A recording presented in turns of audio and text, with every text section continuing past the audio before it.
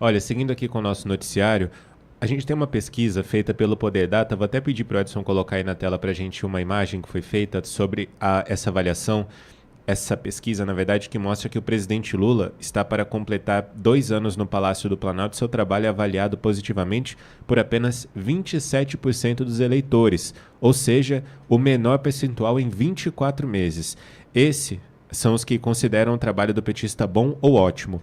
Essa taxa despencou 16 pontos percentuais desde o início do mandato em janeiro de 2023, quando era de 43%. Aqueles que avaliam o desempenho de Lula na presidência como ruim ou péssimo são 33%. Na posse, eram 35%. Durante o mandato, os percentuais oscilaram dentro da margem de erro de pesquisa, que é de 2 pontos percentuais para mais ou para menos.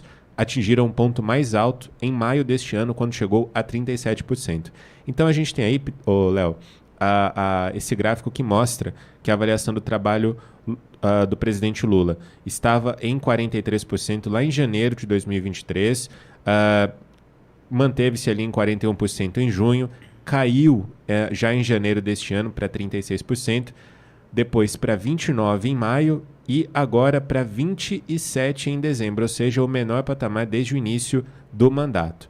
Há ainda 35% que declaram que o trabalho pessoal do petista como presidente é regular.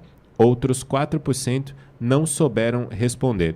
O Poder Data também perguntou aos entrevistados como avaliam o governo Lula como um todo. 48% desaprovam e 45% aprovam, ou seja, o cenário não é muito positivo para o presidente Lula, não. Lembrando, Léo, essa pesquisa é do Poder Data. Quero ouvi-lo, Borgo. Pesquisa do Poder Data, divulgada aí pelo nosso querido João Vitor Teófilo aqui na programação da Auriverde. Eu fico impressionado como ele tem gente que classifica como ótimo ou bom, né? Eu queria saber onde é que esse brasileiro vive. Não sei, vive num mundo, numa redoma, num mundo espiritual, vive fora da realidade, né? Porque o país está derretendo. O país, a cada dia que passa, nós estamos vendo o endividamento, os juros, o crescimento do dólar, o desemprego, enfim. Então é engraçado, aliás, é triste, né? A gente dá risada para não chorar, para ver onde é que esse povo mora, onde é que vive, sabe, completamente fora da realidade. Tem que desligar um pouquinho a Rede Globo, parar de ver um pouquinho a Globo News e pôr o pé no chão. Nós sabemos, óbvio, tem gente que ganha todas as crises, todas as desgraças que tem gente que ganha, óbvio, nós sabemos disso.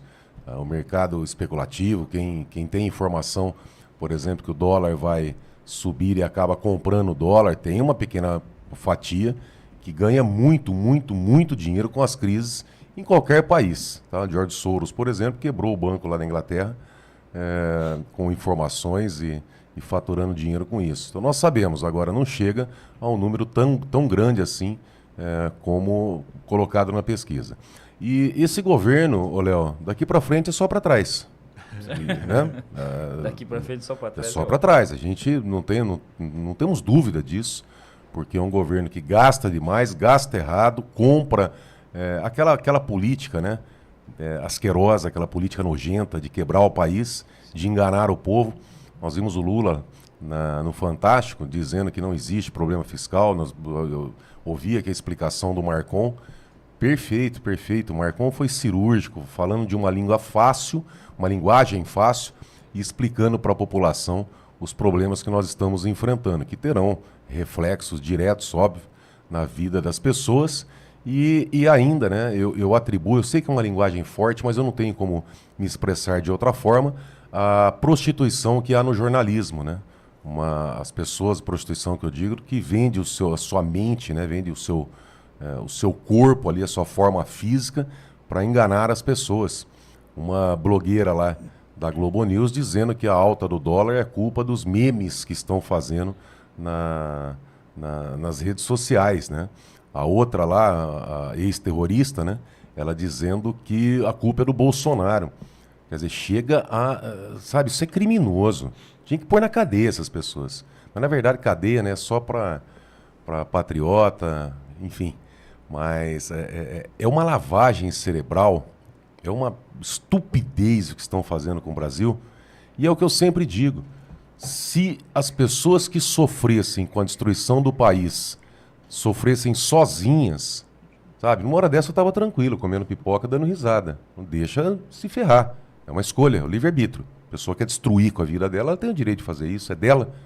Agora, quando as escolhas erradas, quando a omissão, quando a covardia, a ignorância, a safadeza, ela ultrapassa a vida da própria pessoa e coloca a nossa vida em risco, coloca a vida dos nossos filhos, o futuro dos nossos filhos em risco, eu não posso concordar com uma situação dessa. Eu sei que é difícil, não é uma linha muito adotada, criticar as pessoas que tomam essas decisões, que votam, né? Que escolhem essa tem que segurar as palavras aqui, mas que escolhem essa situação do país. Né? Tem gente que acha que não pode criticar, que não pode atribuir a culpa. É culpa sim de quem vota nisso, é culpa de quem está batendo palma. Sabe? Culpa daquele... Tá dando legalidade para isso. Né? Né? Esse pessoal, esses cretinos da Faria Lima, que ficava lá fazendo L. Não, mas eu vi o Armínio Fraga esses dias. Porque eu votei no Lula, não me arrependo, mas eu estou preocupado. Verdade, ô cara pálida, palhaço. Olha o que está acontecendo com o Brasil. É inadmissível, principalmente vindo dessas pessoas com alto grau de instrução, de conhecimento, de achar que iam descondenar o ex-ladrão e que seria tudo bem, que ninguém voltaria no local do crime, que ninguém voltaria a roubar, que ninguém voltaria a gastar demasiadamente, sem ter previsão de arrecadação. Quer dizer, quem que não viu isso aí? E por outro lado, essa imprensa canalha, sabe? Essas prostitutas da comunicação, enganando o povo, recebendo dinheiro, enganando o povo, colocando a culpa da alta do dólar em memes da internet. Meu Deus do céu, isso é criminoso. Isso é um crime. Devia estar na cadeia uma pessoa dessa. Porque leva, sabe, ilude boa parte da população a acreditar que isso é verdade. A outra colocando a culpa da alta do dólar no Bolsonaro, meu Deus. O que é isso? O Bolsonaro pegou uma crise, uma pandemia, uma coisa absurda, pegou o mundo inteiro, que não tinha previsão nenhuma, guerra. Isso. E ainda mesmo assim colocando o dólar abaixo bem abaixo do que está hoje. Quer dizer, isso é um desgoverno, um descalabro. Agora, finalizando a desaprovação do Lula, né, só não está maior porque nós temos um circo, o circo da censura, o circo da ditadura, da perseguição no Brasil, aonde eles colocam ali como foco, né, prisão do Braga Neto, a prisão de não sei quem, a prisão de não sei quem, e vão vir agora com a prisão do Bolsonaro, né, para tirar o foco. Tira. Aí o Lula vai lá, caiu no banquinho, teve que fazer uma cirurgia, agora está na UTI, morre, não morre, é ele, não é. Quer dizer, tudo para tirar o foco. O país está derretendo. E lá na frente, né, eles têm uma carta na manga.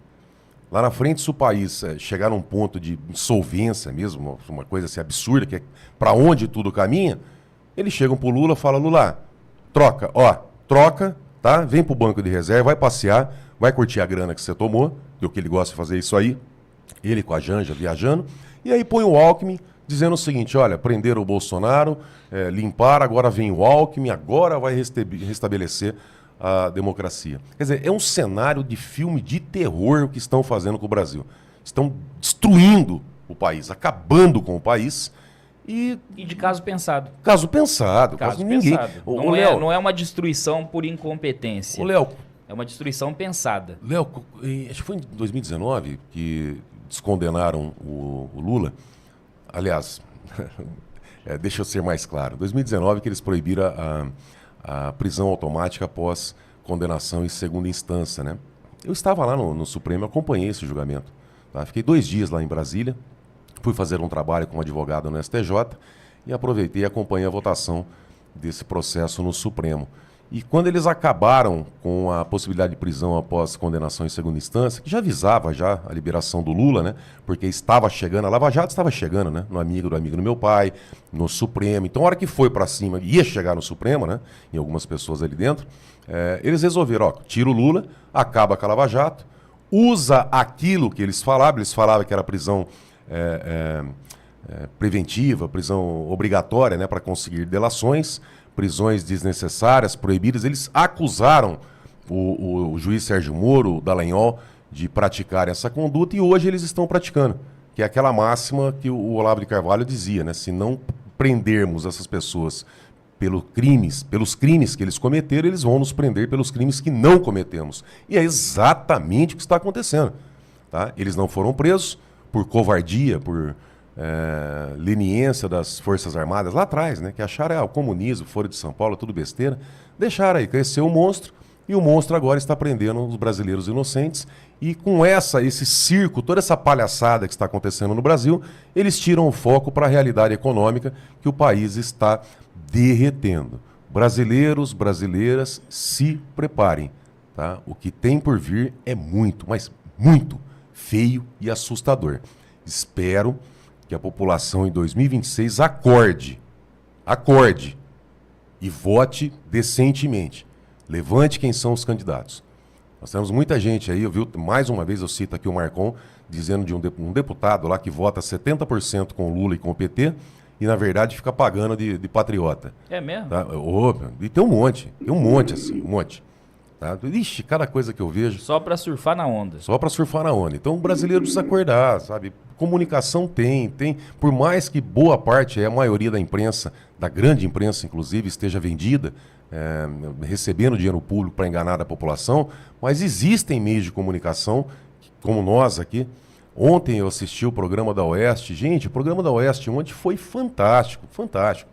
Ana Paula Henkel fez um levantamento dos twitters, né, dos posts a respeito da alta do dólar 2020, 2021, das lideranças da esquerda e do PT.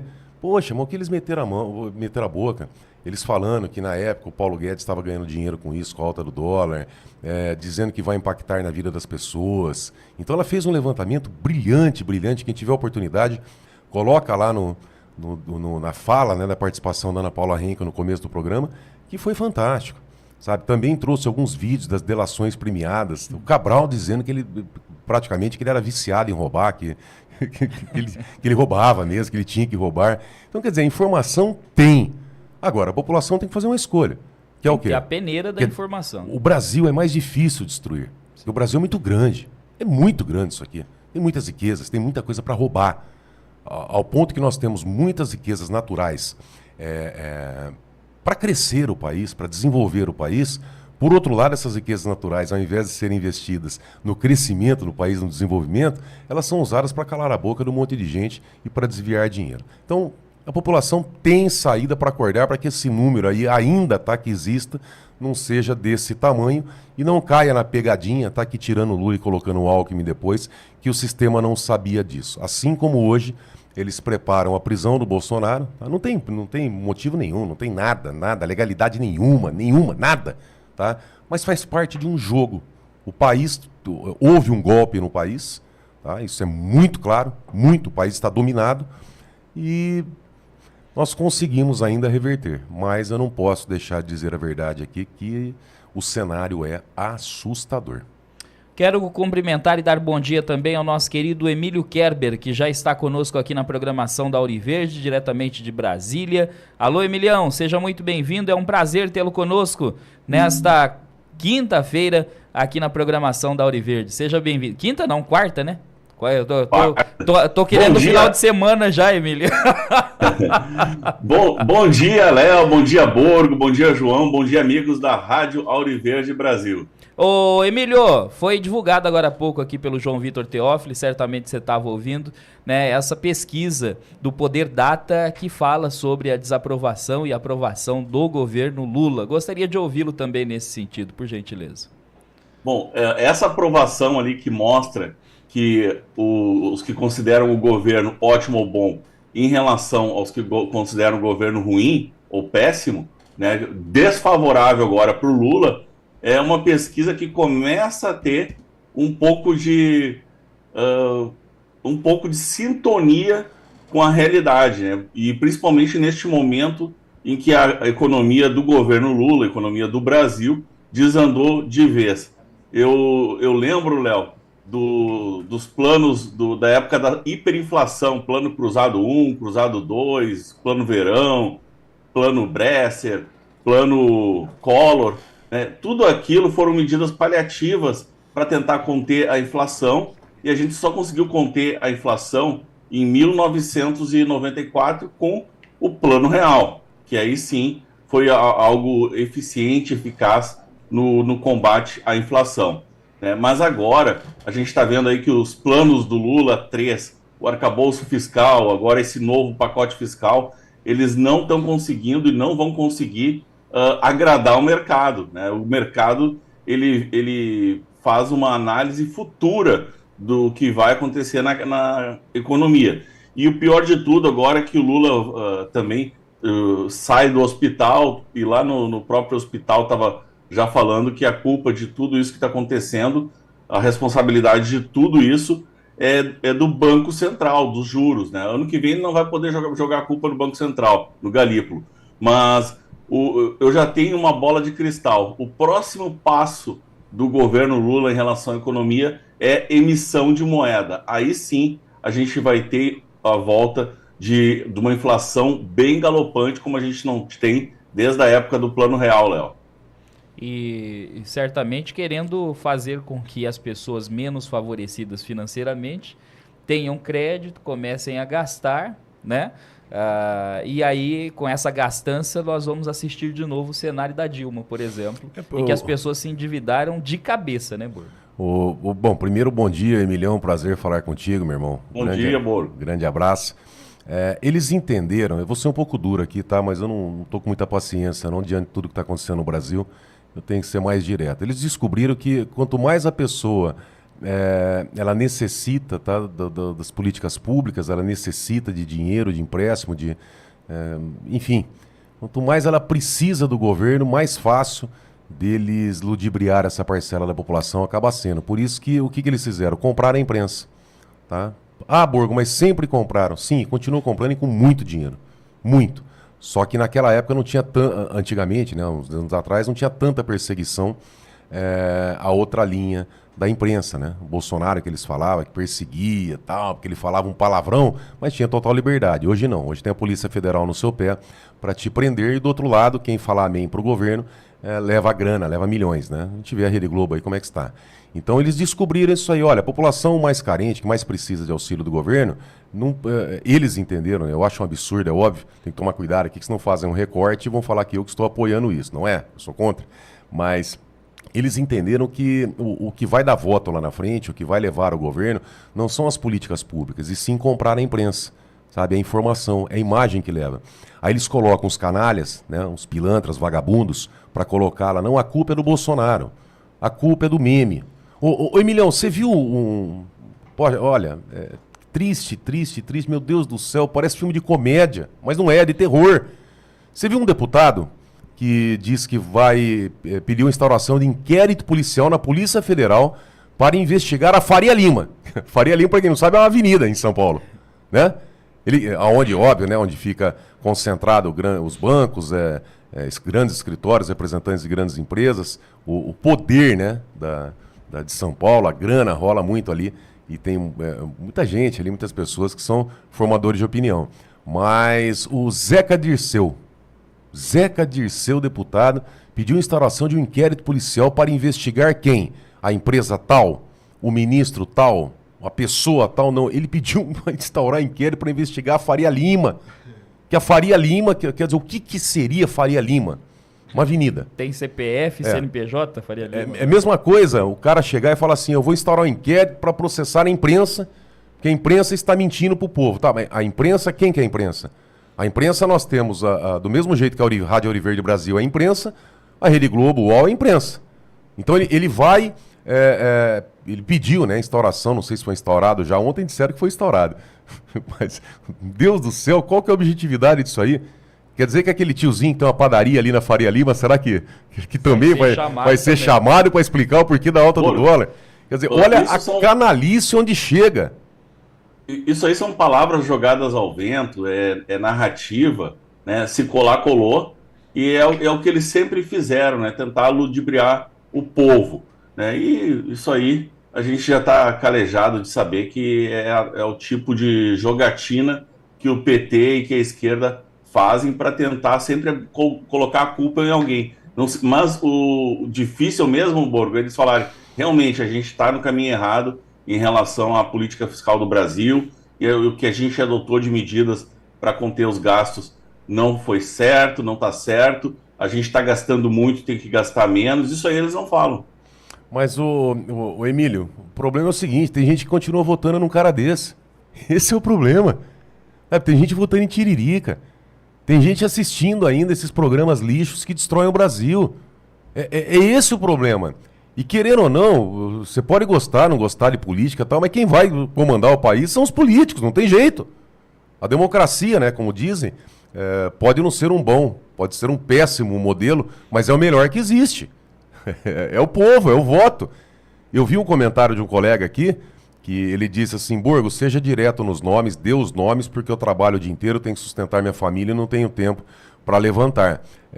Eu concordo, sabe, em partes com o que ele está dizendo. Concordo não, eu entendo, tá? Não concordo.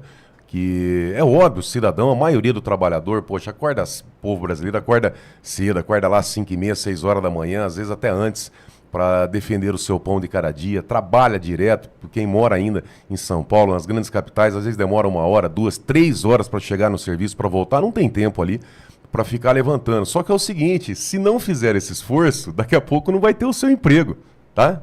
A questão é essa. Dá uma olhadinha no que está acontecendo em outros países, alguns países da América Latina.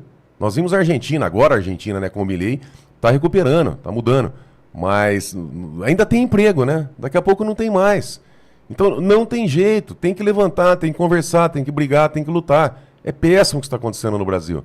É uma demagogia muito grande, uma enganação do povo brasileiro. E eu não temo por mim. Sabe, eu não temo por mim, eu sou vereador aqui em Bauru, se não for reeleito, ou sei lá, se eu não tiver mais afim, falar, eu quero cuidar da minha vida com 20 anos de advocacia, dá para, né, tirar o pão de cada dia. Mas se não der, eu vou para a advocacia e minha área é criminal. Sabe, se eu fosse uma pessoa que não amasse o país, a área criminal, pelo jeito que o país está indo, que está afundando, quanto pior tiver o país, o advogado criminal, ele deita e rola. Mas não é isso. Não é isso, nós queremos o bem do país, e principalmente para quem tem filhos. Poxa, o que a gente vai deixar para a nossa molecada? Minhas crianças estão aqui, eu tenho um casal de gêmeos de 12 anos aqui na rádio. Sabe, pô, que lixo de homem que eu sou, que eu não vou brigar pelo meu país e pelo futuro dos meus filhos. E eu não brigo pelo futuro dos meus filhos somente conseguindo uma escola, um tratamento de saúde, comida, enfim, amor, carinho, óbvio que isso aí é óbvio. Mas eu luto pelos meus filhos também lutando pelo futuro deles. Então, olha, é triste, eu sei que é triste, mas tem que dizer a realidade.